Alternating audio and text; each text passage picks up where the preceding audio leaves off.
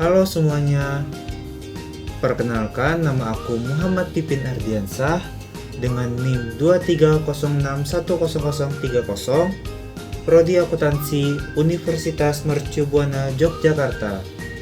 Di sini aku akan menjelaskan tentang media sosial.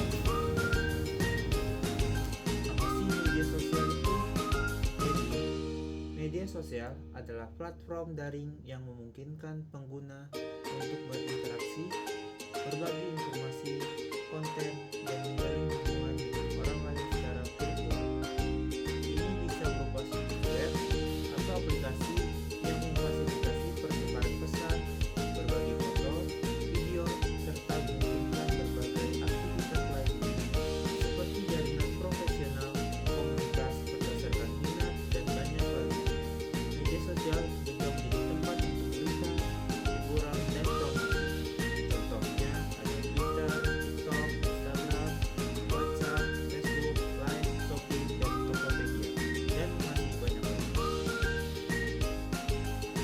Bagaimana bisnis menggunakan media sosial untuk komunikasi internal dan eksternal?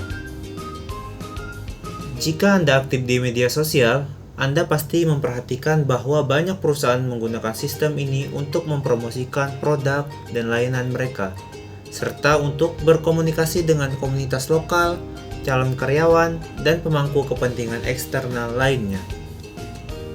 Namun, banyak bisnis kini juga mengandalkan media sosial untuk komunikasi internal, dengan cara yang sama seperti jejaring sosial publik yang mempertemukan orang-orang dengan minat yang sama. Platform sosial internal seperti Yammer dari Microsoft dan Workplace dari Facebook juga dapat melakukan hal yang sama untuk karyawan suatu organisasi. Sistem ini terkadang disebut sebagai jaringan sosial perusahaan, biasanya menggabungkan elemen jaringan sosial, pertemuan online, sistem manajemen pengetahuan, blogging, dan mikroblog atau pesan mikro perusahaan. Dengan manfaat utamanya dalam membantu orang berbagi informasi dan menjalin hubungan yang saling menguntungkan. Jaringan sosial dan platform sosial lainnya sangat cocok untuk banyak kebutuhan komunikasi bisnis. Berikut 6 contoh bagaimana perusahaan menggunakan media sosial untuk komunikasi internal dan eksternal. 1. Mengintegrasi dan memperluas tenaga kerja perusahaan.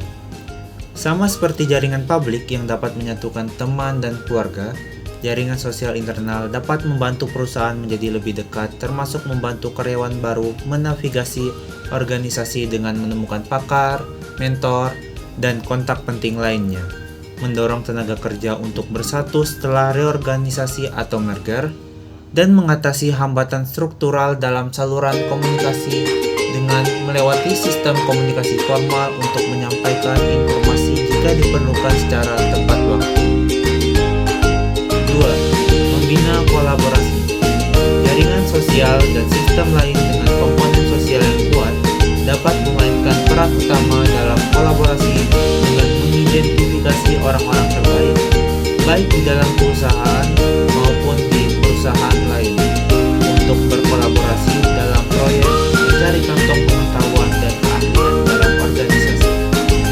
Memberikan cara kepada peserta rapat atau seminar untuk bertemu sebelum acara berlangsung dan untuk menjaga hubungan setelah acara. Mempercepat pengembangan tim dengan membantu anggota tim mengenal satu sama lain dan mengidentifikasi bidang keahlian individu dan berbagi informasi ke seluruh organisasi. 3. Komunitas. Platform sosial adalah alat alami untuk menyatukan komunitas praktisi, orang-orang yang terlibat dalam pekerjaan yang serupa, dan komunitas yang berkepentingan. Orang-orang yang memiliki antusias yang sama terhadap suatu produk atau aktivitas. 4. Mensosialisasikan merek dan perusahaan. Sosialisasi merek adalah ukuran seberapa efektif perusahaan terlibat dengan berbagai pemangku kepentingan online dalam pertukaran informasi yang saling menguntungkan. Dalam dunia jaringan saat ini, sosialisasi seringkali sama pentingnya dengan kualitas produk dan pengalaman pelanggan dalam membangun dan mempertahankan reputasi perusahaan. 5. Mendukung pelanggan. Layanan pelanggan sosial melibatkan penggunaan jejaring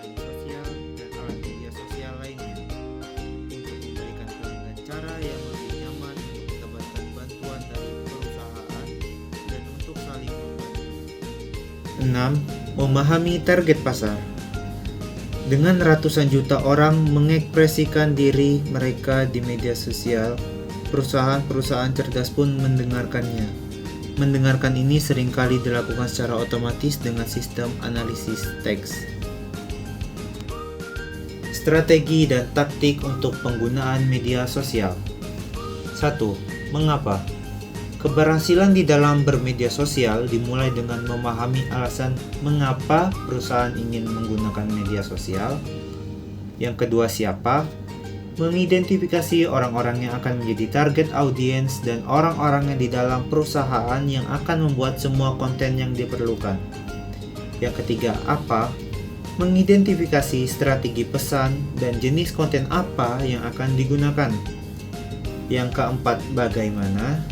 Mencari tahu bagaimana cara membuat dan mendistribusikan konten yang baik, benar, dan menarik.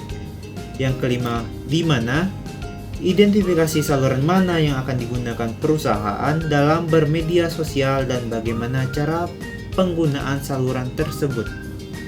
Yang keenam, kapan? Menjadwalkan postingan dan memastikan respon cepat terhadap pesan yang masuk.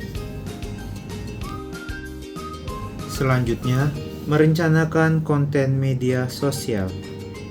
Berikut merupakan langkah perencanaan untuk konten media sosial.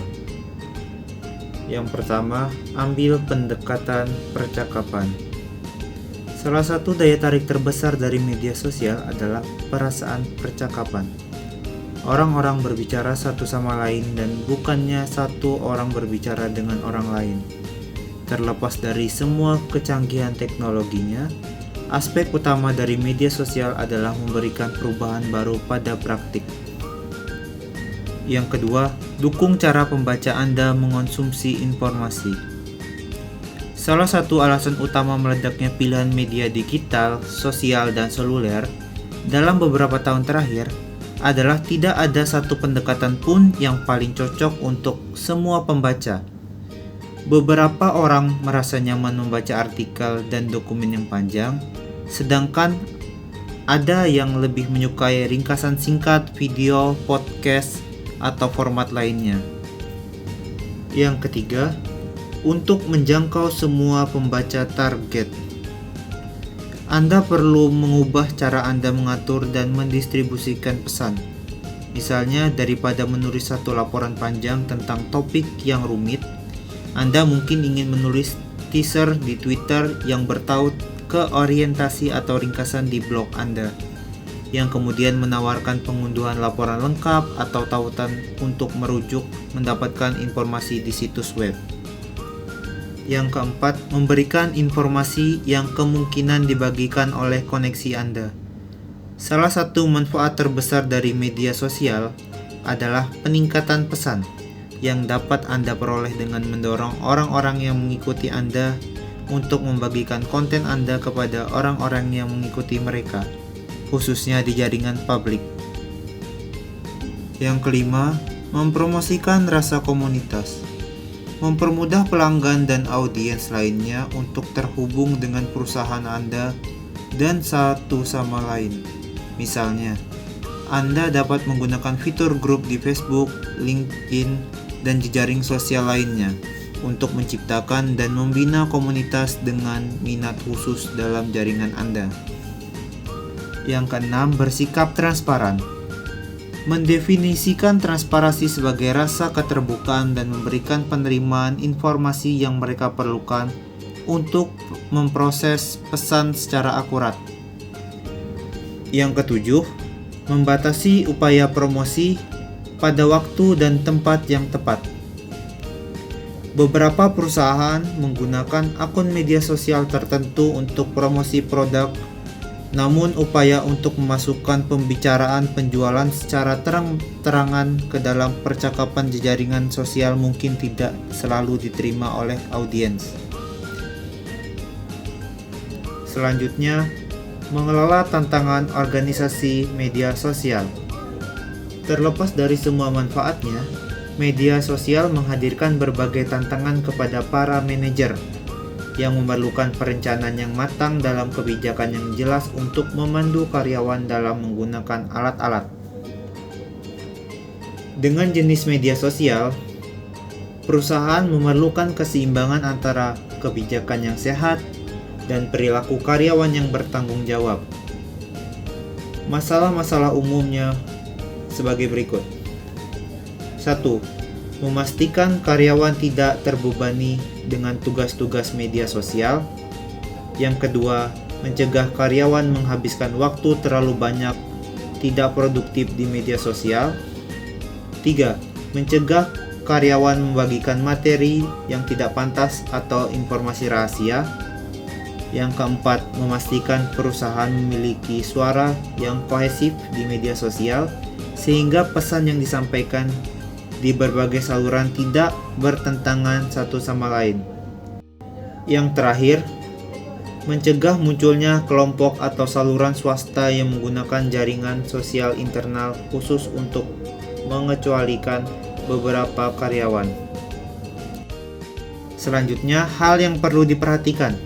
Jadi, media sosial juga dapat memberikan wawasan tentang tren pasar, preferensi pelanggan, dan pesaing. Namun, terlalu bergantung pada data dari media sosial juga bisa menjadi penghalang jika tidak diimbangi dengan informasi dari sumber lain atau jika tidak diinterpretasikan dengan benar. Jadi, sementara media sosial dapat memberikan informasi berharga, tetap penting untuk memiliki perspektif yang lebih luas. Dan juga, media sosial bisa memiliki dampak yang besar bagi perusahaan. Dari satu sisi, bisa menjadi platform yang luar biasa untuk membangun merek, berinteraksi dengan pelanggan, dan mempromosikan produk atau layanan. Namun, kesalahan dalam pengelolaan atau respon yang lambat terhadap komentar atau keluhan bisa berpotensi merusak reputasi perusahaan. Dan terakhir, kesimpulan. Jadi, media sosial bisa menjadi alat yang sangat berguna jika dikelola dengan baik, tetapi juga bisa memiliki resiko jika tidak diperhatikan dengan seksama. Mungkin hanya sekian yang bisa saya sampaikan. Terima kasih jika sudah mendengarkan. Mohon maaf jika ada kesalahan. Sekian, terima kasih. Wassalamualaikum warahmatullahi wabarakatuh.